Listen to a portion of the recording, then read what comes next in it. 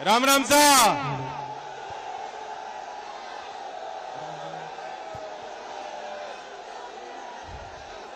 लाठर जी, मुझे गाना गाना पड़ेगा, स्वागत गीत को कोई सुनने वाला नहीं है।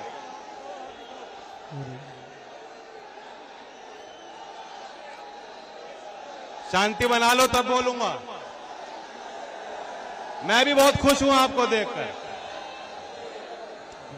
आज चौधरी चरण सिंह जी की जयंती है। हमारे लिए, आपके लिए, देश के लिए, किसान के लिए ये एक पर्व है, ये त्योहार है, ये पावन पवित्र पल है। आपकी खुशी में देख रहा हूं, उत्साह देख रहा हूं। और मैं आपको बताना चाहता हूं, क्योंकि हमने तो ऊपर से तस्वीर देखी है। जितने लोग यहां हैं 10 गुना ज्यादा अभी भी सड़कों पे है, आने की कोशिश कर रहे हैं। ये हमारे और आपके लिए शुभ संकेत है। इससे देश के किसानों के अंदर एक नई उम्मीद जागी। जिस तरीके से किसान, मजदूर, कमेरा आज इकट्ठा हो रहा है और 23 दिसंबर किसान दिवस ये तो आपका ही दिन है। पहली बार ऐसा हो रहा है कि 23 दिसंबर के इतने बड़े विशाल आयोजन में, क्योंकि बड़े बड़े आयोजन हुए हैं, कभी मेहम में हुआ, हरियाणा में कई बार, राजस्थान में बड़ी बड़ी सभाएं हुई, सादाबाद में बहुत बड़ी सभा हुई थी, मेरठ की धरती में बहुत बड़ी सभा हुई थी। अक्सर 23 दिसंबर को हम लोग इकट्ठा होते थे, चौधरी चरण सिंह जी को श्रद्धांजलि देते थे और आगे के रास्ते पे चर्चा किया करते थे। लेकिन पहली बार ऐसा हो रहा है कि आज 23 दिसंबर का इतना विशाल आयोजन चौधरी चरण सिंह जी की कर्म भूमि अलीगढ़ की इगलास, जिसे मिनी छपरौली का नाम आप देते थे,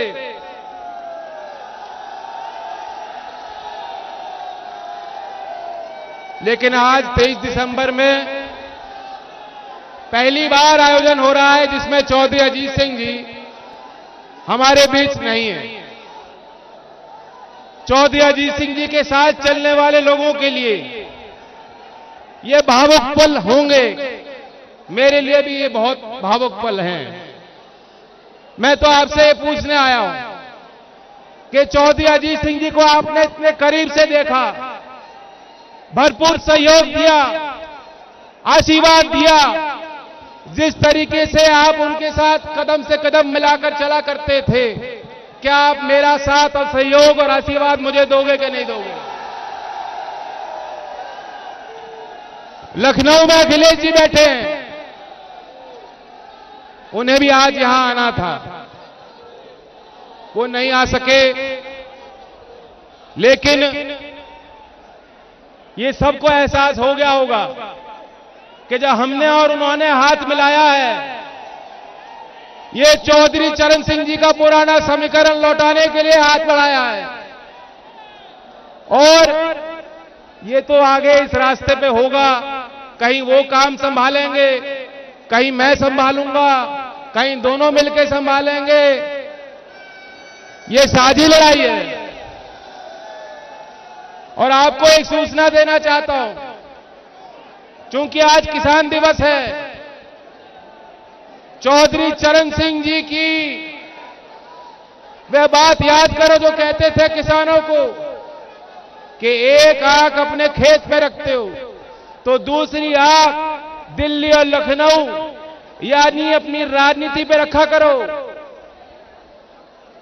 चौधरी चरण सिंह जी की विशाल विराट विरासत को संभालने के लिए और देश के किसान को सम्मान दिलाने के लिए आज लखनऊ से माननीय अखिलेश जी ने एक ट्वीट किया है, मैं आपको जानकारी देना चाहता हूं। उन्होंने मांग की है कि चौधरी चरण सिंह जी को भारत रत्न दिया जाना चाहिए। क्या आप सहमत हो?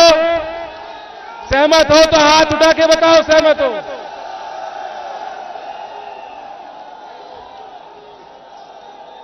वैसे देश का किसान, देश का हर व्यक्ति उन्हें अनमोल रत्न मानता है।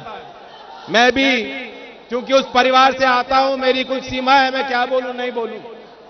लेकिन जिस तरीके से अखिलेश जी ने वकालत की है, आज रात को लखनऊ में योगी बाबा को और दिल्ली में मोदी जी को नींद नहीं आने वाली।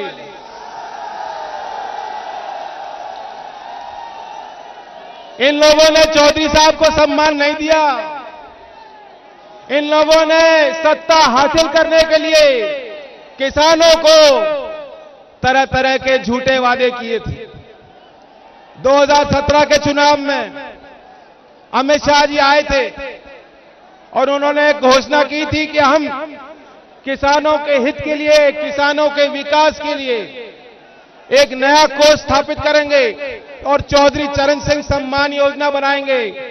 और जितने करोड़ चाहिए, 1000 करोड़ चाहिए, 1500 करोड़ चाहिए, 15,000 करोड़ चाहिए, हम देंगे। कहां है वो योजना? अमित शाह जी दूरबीन लगा के देखिए, दूरबीन। चौधरी चरण सिंह के नाम पे आपने एक योजना बनाई हो तो बताइए। नहीं बनाई गई। 7 दिन में नया साल आ जाएगा, 2022। 2022 के लिए क्या बोले थे? मोदी जी ने कहा था, मित्रों 7 साल में हम किसान की आय दुगनी कर देंगे। अब आ गई 2022, किसी की आय दुगनी हुई है क्या? हमें आपको पता है किसी की आय दुगनी नहीं हुई। लेकिन मैं आपको आंकड़े बताना चाहूंगा। चौधरी चरण सिंह जी की बहुत बड़ी ताकत थी। दिमाग उनका अर्थशास्त्री का था और दिल उनका किसान का था। वे गांव की भाषा बोल लेते थे, समझ लेते थे और अंग्रेजी में किताब लिख लिया करते थे और कई बार भाषण में वो आंकड़े दिया करते थे। हो सकता है कि उनके भाषण को सुनने वाले लोगों को उनके आंकड़े सारे समझ में नहीं आते हो, लेकिन चौधरी साहब अपना फर्ज मानते थे कि गांव के गरीब घर में पैदा हुआ व्यक्ति भी देश के मुख्यधारा में पहुंचाना है तो देश के मुद्दे गांव तक पहुंचाने होंगे। ये चौधरी चरण सिंह जी मानते थे और उन्हीं की तरह अगर हमें काम करना है, मैं आपको आंकड़ा बताना चाहता हूं, क्योंकि अब तो देख रहे हैं रेडियो पे, टेलीविजन में, अखबारों पे पूरे अखबार पाट दिए योगी जी ने। एडवर्टाइज कर रहे हैं, कह रहे हैं कि सब किसान खुशहाल हो गए, किसान की आय दुगनी हो गई। मैं आपको आंकड़े बताना चाहता हूं। आज देश की प्रति व्यक्ति औसत आय 86,659 रुपए है। 86,659 रुपए प्रति व्यक्ति देश भर की आय है और उत्तर प्रदेश की 41,023 रुपए। आधे से भी कम पे हो, आधे से भी कम पे। पूर्व की सरकार, जब अखिलेश जी मुख्यमंत्री थे 2016 और 17 में, वो 5 साल आप देखेंगे तो हमारे प्रदेश की जीडीपी का प्रगति दर, यानी घरेलू उत्पाद, कुल घरेलू उत्पाद जो जीडीपी कहते हैं, औसतन 5 साल में 2012 से लेकर 2017 तक उत्तर प्रदेश में 6.9% का प्रगति दर था और योगी जी बाबा जी के राज में 1.9 रह गया। 1.9। ये सब क्यों है? क्योंकि बाबा जी को कुछ अता पता नहीं है। बाबा जी बैलेंस शीट नहीं पढ़ सकते। बाबा जी के आगे फाइल रख दी जाती होगी, अधिकारी उनको जैसा समझा देते होंगे, बिना फाइल को देखे पढ़े वो हस्ताक्षर कर देते होंगे। और बयान दे देते होंगे। योगी जी बैलेंस शीट नहीं पढ़ सकते। मैं इकोनॉमिक्स का स्टूडेंट रहा हूं। देश की वित्तीय हालत और उत्तर प्रदेश की वित्तीय हालत योगी बाबा के राज में बेहद खराब हो चुकी है।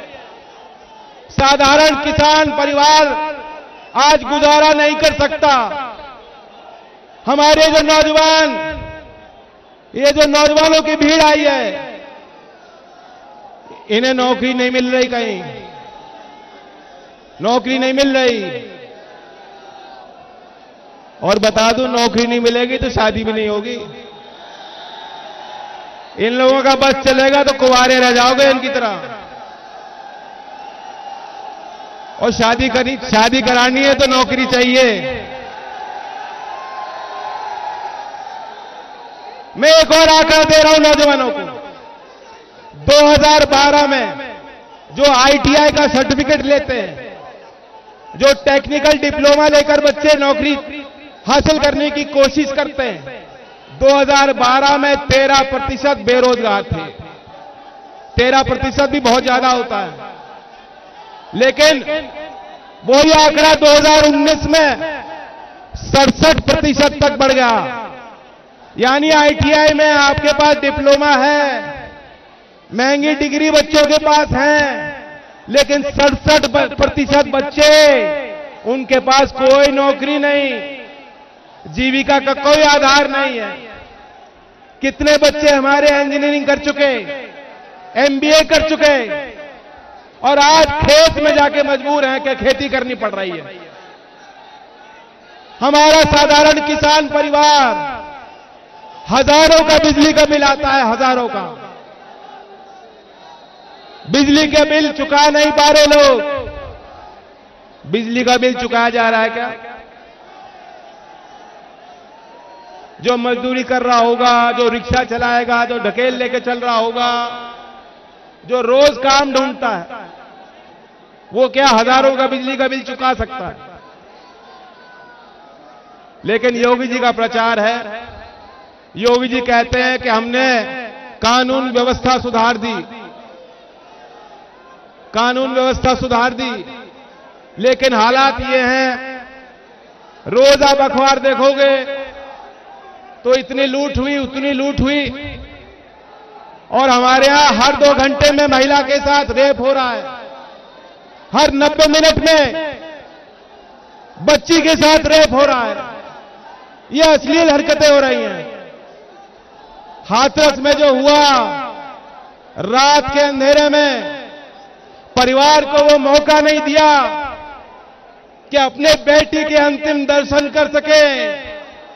वे जाहिल लोग जिन्होंने वो कृतकार्य किया, वे जाहिल लोग जो सेंगर को बचाने में जुटे थे, जो हाथरस के अपराधियों को बचाने में जुटे थे, उन जाहिल लोगों की पहचान कर लो।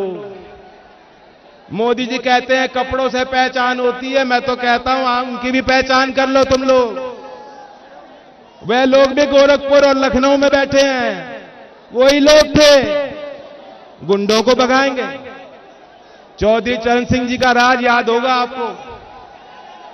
मैंने तो इनकी लाठी खाई पुलिस वालों की, लेकिन पुलिस वालों से मेरा कोई बैर नहीं है। और अगर आपके लिए 100 लाठी खानी पड़ेंगी तो खाऊंगा।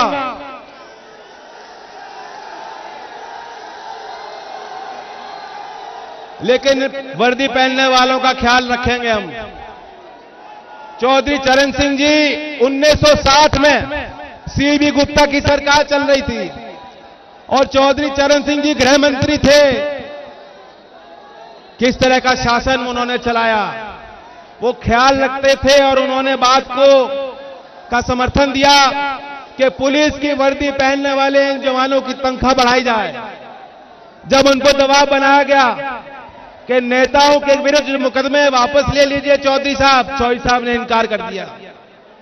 चौधरी साहब ने इनकार कर दिया और वही योगी जो मुख्यमंत्री बने, पहला काम किया अपने के खिलाफ, उनके खिलाफ, खुद के खिलाफ जो संगीन धाराएं थी, जो संगीन मुकदमे दर्ज थे, योगी जी के खिलाफ दंगा भड़काने का मुकदमा दर्ज था, वे मुकदमे उन्होंने खुद लौटा दिए, खत्म कर दिए। ऐसे मुख्यमंत्री क्या गुंडों से आपको छुटकारा दिला सकते हैं?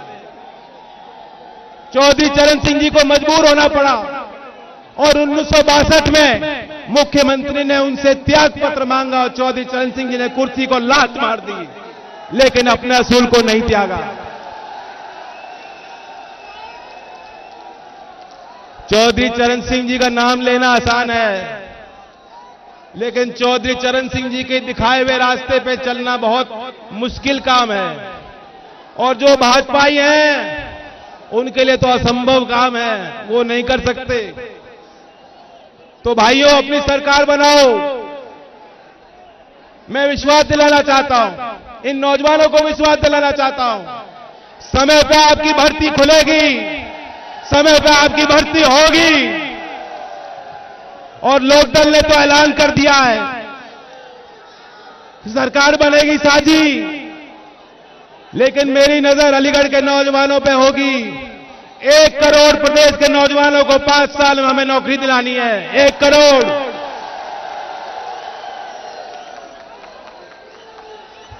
आज 23 दिसंबर है और अखिलेश जी से भी मैंने बात की है, वे भी अपना मैनिफेस्टो जल्द जारी करेंगे। लेकिन एक घोषणा मैं करना चाहता हूं, अगले साल जब 23 दिसंबर आएगी और लोकदल और सपा की सारी सरकार लखनऊ से काम कर रही होगी, तो किसानों को जो प्रधानमंत्री सम्मान योजना में केंद्र की सरकार 6,000 देती है, हम 12,000 दिलाने का काम करेंगे। यही 23 दिसंबर, अगला साल यही 23 दिसंबर को। तो अगर ये दिन देखना चाहते हो तो आप आशीर्वाद दोगे।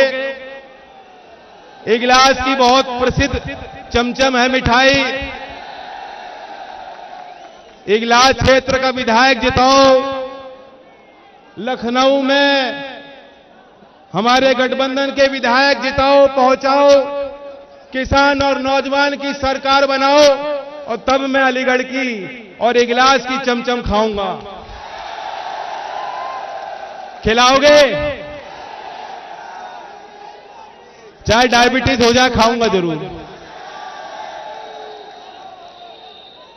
अब समय बहुत कम रहता है।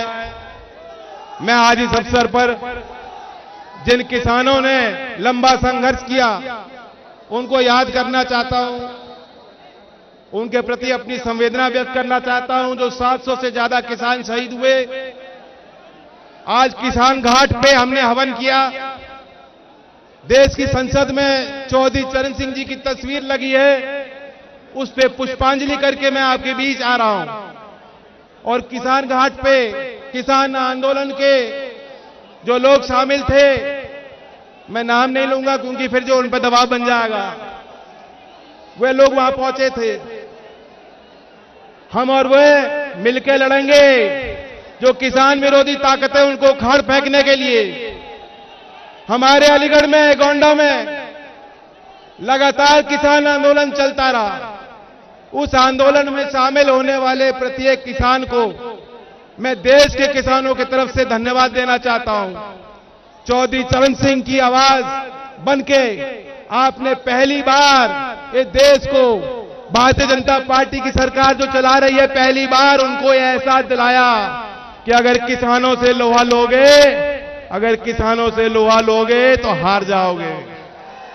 पहली बार। और मैं तो कह सकता हूं, मोदी जी ने तो कभी अपने घर में भी माफी नहीं मांगी होगी।